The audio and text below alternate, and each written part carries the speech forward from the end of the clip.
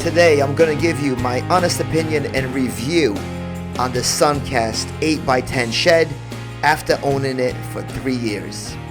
I purchased this shed 3 years ago from Amazon and the price was $14.99 back then, and surprisingly it's still $14.99, and this is for an 8x10 shed.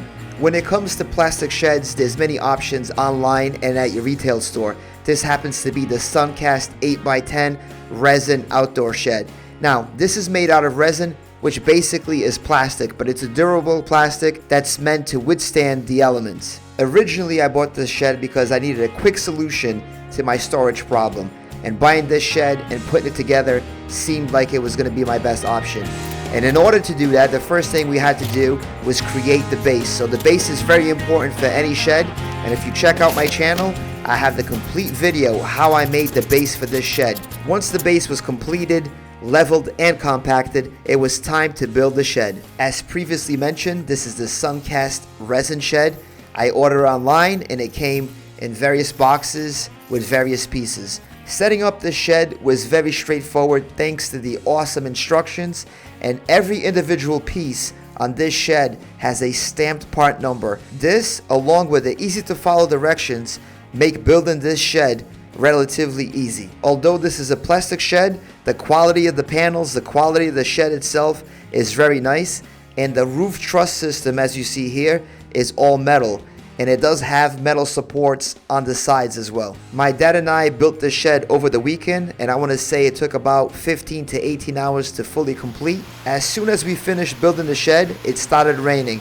Now, I was a little bit worried that some of that rain might make its way in, especially in the corners, but the rain never penetrated the shed and it remained dried inside the shed. One cool thing that my dad and I did was build a concrete ramp, and this is going to help with access to your lawnmower or a wheelbarrow. If you want to see how we built it, check out my channel. The last thing was actually trying to figure out how to anchor this shed, and that's on my channel as well if you want to see how I did it. So, after owning this shed for 3 years, what are my thoughts?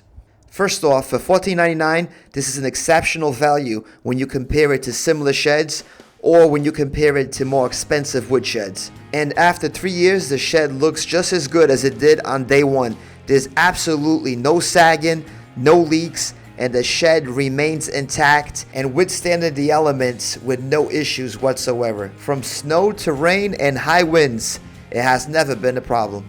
This is an 8-foot by 10-foot shed that surprisingly has a lot of room. Here you can see all the stuff that I have inside the shed, a wheelbarrow, a lawnmower, and a bunch of other stuff, and it's being protected from the elements. If you need storage, this is a great solution. It's easy to put together. You don't have to have a foundation. You don't have to have permits.